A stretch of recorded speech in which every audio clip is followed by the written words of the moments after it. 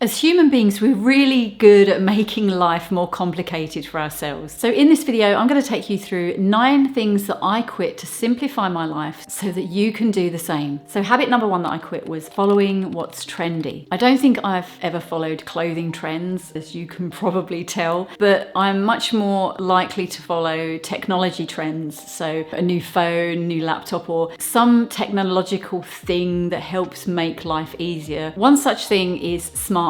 Now I know there are people out there that love them, they get good use out of them, that's great. But for me, when I looked at what the smartwatch did, I just thought it's going to get me obsessive over things like my health and exercise, my breathing rate and things like that. And also I didn't want a watch on my wrist that was going to bleep every time I got a text message or a phone call. It just seemed like I wasn't going to be able to get away from technology or people wanting to contact me. So on the surface, the smartwatch seemed a really snazzy idea, but when I looked more into it, I just thought, no, it's not for me. The next thing I quit was doing things that I don't enjoy anymore. And this concept is called uncommitting, and it comes from Greg McKeown's book, Essentialism, and I'll link to that down in the description. There have been many times in my life where I've started something like a course or a project, and maybe a few months down the line, I've just run out of steam and I've not wanted to do it anymore. I've lost interest. But often I have plowed on and kept going with it, even though the passion has just gone. Whereas when I read Essentialism, I realized that I don't need to keep on putting my time and energy into them. Now, there were things that I had invested quite a bit of money into, and that is probably one of the things that made me feel like I needed to keep going, that I'd put a lot of money into this thing, and therefore I needed to finish it so that I could justify having paid for it. The problem is, if we keep pushing forward and doing something we're not interested in, we're investing our time and perhaps even money on something when we could be investing that in something else which we would enjoy far more. Something else from Greg McKeown's book that I really liked was the fact he says that if you're saying yes to one thing, you're saying no to something else. So make sure that you're saying yes to the things that really matter to you. Habit number 3 that I quit was aiming for perfection. I do have perfectionistic tendencies, and I tend to be a bit all or nothing, where I feel like I have to do something either really well or it's not worth doing at all. And I know that's not healthy, and I know that way of thinking has caused me a lot of stress and anxiety over the years. And also it's gotten in the way of me doing things just for the pure enjoyment out of them, rather than feeling like I need to achieve something from doing a particular thing. I don't think perfection is something that we can accurately define anyway or measure, because it's very subjective. One person's idea of perfection about a particular thing will be very different from someone else's. So rather than aiming for perfection, aim for good enough, aim for done, and make sure that you can measure it. So when you can measure when something is done or when something is good enough, you will know when you're able to walk away and move on to the next thing. Habit number 4 that I quit was over-committing to things. I've been a bit of a people pleaser over the years and tended to say yes to things and commit to things even if I didn't really want to do them. And also there were things that I genuinely did want to do, but I would take them on without much regard for the other stuff that I had going on. So inevitably I'd end up spinning more plates than I could realistically handle and end up nearing burnout. So instead of rushing in, what I do now is I step back, really think about and assess whether I can take on this new thing. And if I really do want to do it, is there something else that I'm going to have to let go of, or maybe put on hold for the time being while I focus on this thing that I really do want to do? And I'd be really interested to hear if there are things that you've quit which have helped to simplify your life. So let me know down in the comments. Habit number 5 that I quit was spending too much time on social media. So I do still spend time on social media, but I try to be more intentional about the time I spend on there. Before, it would be a case of just mindlessly picking up my phone and scrolling, and what I've tried to do to address that is reduce the apps on my phone and instead use my laptop to go on social media, which takes more effort, so I tend to spend less time on them. When I spend too much time on social media, I do start to sense a change in my mental health. I tend to feel more anxious. I worry about things that are outside of my control. And when I reduce my time on social media, I feel better really quickly. What you might want to do if you do struggle with your social media use is set yourself a period of time that you are going to spend on social media. So it might be that you say, I'm going to spend the next 5 or 10 minutes on social media, and then I'm going to get back to doing whatever it is you're doing, or I'm going to read that book I've been meaning to read. And that's one way you can be more intentional. Instead of just grabbing your phone and scrolling, make a commitment to yourself to be more specific about the amount of time that you're on social media so that it doesn't run away from you. Habit number 6 that I quit was doing exercise that I don't enjoy. Now, when I was younger, I was just totally averse to exercise. I didn't think think I was an exercise person. And I think it was because I was trying to do exercises that I didn't really enjoy doing. I never really committed to something for very long, but maybe it's because I just didn't enjoy it. When I was in my mid-30s, I discovered weightlifting and more specifically powerlifting, and I fell in love and I've been doing it ever since. I cannot see myself ever stopping it because it's such an important part of my life and for my mental well-being. And it just goes to show that it's easier to stick to something over the long term if you actually enjoy it. So stop feeling like you need to do specific exercises or routines just because everyone else is doing it or because it seems popular. Find something you enjoy and it will make it far easier for you to stick to it. Habit number 7 that I quit was negative self-talk. From an evolutionary perspective, we are wired to think more negatively and more critically. It's what has ensured our survival for so many years. But nowadays, our minds tend to be very negative towards ourselves and we beat ourselves up over things, we talk down to ourselves. And I went on a training session about compassion and being kinder to ourselves. And the trainer said that when we talk to ourselves negatively, the mind doesn't know the difference between the fact that we're doing that versus somebody else doing it. So when we talk down to ourselves, it might as well be that somebody else is talking to us in that way. That would wear us down pretty quickly. So pay more attention to how you talk to yourself. There's some really good resources online about compassion and how you can use compassion to be kinder to yourself. And one really easy exercise that you can do is if you're struggling with a particular situation or certain thoughts and feelings about a situation, think to yourself, what would I say to a friend who was in a similar situation? Think about what advice and guidance you would give them and how you would support them. And then compare that to how you talk to yourself about that situation and notice the difference between those two things, because generally we tend to be more compassionate and kind to other people than we are to ourselves. So once you're aware of how you would speak to somebody else, think about how you can speak to yourself in a similar supportive way and notice the difference it makes. Habit number 8 that I quit was putting things off, otherwise known as procrastinating. Now I think a lot of people assume that procrastinating is being lazy, that we're just lazy people. But in fact, underlying procrastination, there's often fear that's going on. So it might be that you've got a task that you need to get done, but maybe fear is stopping you because you think it'll be difficult, that you won't be able to cope with it, or that you'll fail or embarrass yourself. The problem, of course, is that when we put things off, especially if something's got a deadline, we increase the stress and anxiety on ourselves and the pressure to get this thing done. And what I found is that when I get started on the thing that I've been putting off, it's actually a relief to get started on it. Often it's that anticipation of what the thing will be like to do that stops us from doing it. Whereas if we get started with it, it probably won't be as bad as we think it will be. Habit number 9 that I quit is not being grateful for what I have. Like I said, as human beings, we are wired to think more critically and negatively. And so if things are difficult in our lives, we do tend to focus more on the negative rather than stepping back and looking at the bigger picture of what we do have already. Now, I'm not saying that we need to go down the